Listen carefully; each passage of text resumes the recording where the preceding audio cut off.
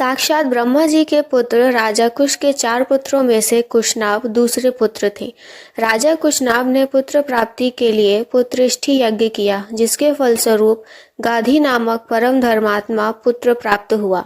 राजा गाधी के एक सत्यवती नाम की कन्या थी, जो महर्षि ऋचिक को ब्याही गई थी। एक बार सत्यवती और सत्यवती की माता ने ऋचिक जी के पास पुत्र कामना से जाकर उसके लिए प्रार्थना की। ऋचिक ने 2 चरु सत्यवती को दिए और बता दिया कि यह तुम्हारे लिए है और यह तुम्हारी माँ के लिए है, इनका तुम यथोचित उपयोग करना। यह कहकर वे स्नान को चले गए। उपयोग करने के समय माता ने कहा, बेटी, सभी लोग अपने ही लिए सबसे अधिक गुणवान पुत्र चाहते हैं। अपनी पत्नी के भाई के गुणों में किसी की विशेष रुचि नहीं होती। अतः तू अपना चरु मुझे दे दे और मेरा तू ले ले, क्योंकि मेरे पुत्र को तो संपूर्ण भूमंडल का पालन करना होगा और ब्राह्मण कुमारों को तो बल, वीर्य तथा संपत्ति आदि से लेना देना ही क्या है। ऐसा कहने पर सत्यवती ने अपना चरु माता को दे दिया। जब ऋषि को यह बात ज्ञात हुई, तब उन्होंने अपनी पत्नी से कहा कि तुमने यह बड़ा अनुचित किया।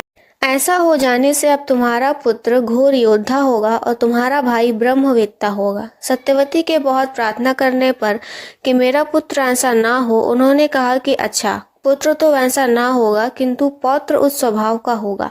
यही कारण है कि राजा गाधी की स्त्री ने जो चरु खाया, उसके प्रभाव से विश्वामित्र जी हुए, जो क्षत्रिय होते हुए भी तपस्वी और ब्रह्म ऋषि हुए, और श्री ऋचिक जी के पुत्र श्री जमदाग्नि जी तो परम शांत ब्रह्म ऋषि हुए, परंतु जमदाग्नि पुत्र परशुराम बड़े ही घोर योद्धा हुए। एक बार जमदाग्नि ऋषि ने अपनी स्त्री रेणुका जी को नदी से जल लाने को भेजा। वहां गंधर्व गंधर्विणी विहार कर रहे थे।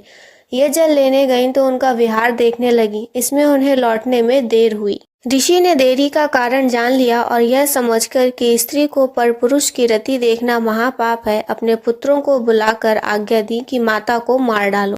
परंतु मात्र स्नेहवश 7 पुत्रों ने इस काम को करना अंगीकार ना किया। तब 8वें पुत्र परशुराम को आज्ञा दी कि इन सब भाइयों सहित माता का वध करो। इन्होंने तुरंत सबका सिर काट डाला। इस पर पिता ने प्रसन्न होकर इनसे वर मांगने को कहा। तब इन्होंने कहा कि मेरे सब भाई और माता जी उठें और इन्हें यह भी ना मालूम हो कि मैंने इन्हें मारा था। हमको पाप का स्पर्श ना हो, युद्ध में कोई मेरी बराबरी ना कर सके, मैं दीर्घ काल तक जीवित रहूं। महातपस्वी जमदाग्नि ने परशुराम को सभी वर दिए। माहिष्मती नगरी का राजा सहस्त्र अर्जुन भगवान दत्तात्रेय जी से युद्ध में कोई सामना ना कर सके, युद्ध के समय 1000 भुजाएं प्राप्त हो जाएं, सर्वत्र अव्याहत गति हो, आदि वरदान प्राप्त कर उन्मत्त हो गया। वह रथ और वर के प्रभाव से देवता, यक्ष और ऋषि सभी को कुचले डालता था। उसके द्वारा सभी प्राणी पीड़ित हो रहे थे। एक बार उसने केवल धनुष और बाण की सहायता से अपने बल के घमंड में आकर समुद्र को आच्छादित कर दिया। तब समुद्र ने प्रकट होकर उसके आगे मस्तक झुकाया और हाथ जोड़कर कहा, वीरवर बोलो, मैं तुम्हारी किस आज्ञा का पालन करूं। उसने कहा, यदि कहीं मेरे समान धनुर्धर वीर मौजूद हो जो युद्ध में मेरा मुकाबला कर सके, तो उसका पता बताओ, फिर मैं तुझे छोड़कर चला जाऊंगा। तब समुद्र ने कहा, महर्षि जमदाग्नि के पुत्र परशुराम युद्ध में तुम्हारा अच्छा सत्कार कर सकते हैं, तुम वहीं जाओ। यह सुनकर राजा ने वहीं जाने का निश्चय किया। अपनी अक्षौणी सेना सहित राजा सहस्त्र अर्जुन श्री जमदाग्नि ऋषि के आश्रम पर पहुंचे।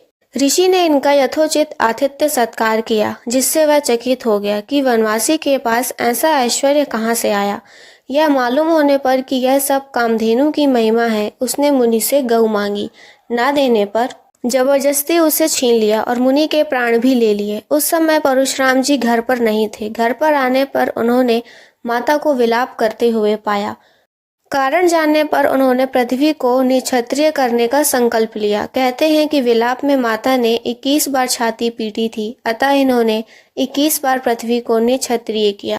21वीं बार क्षत्रियों का नाश करके परशुराम जी ने अश्वमेध यज्ञ किया और उसमें सारी पृथ्वी कश्यप जी को दान में दे दी।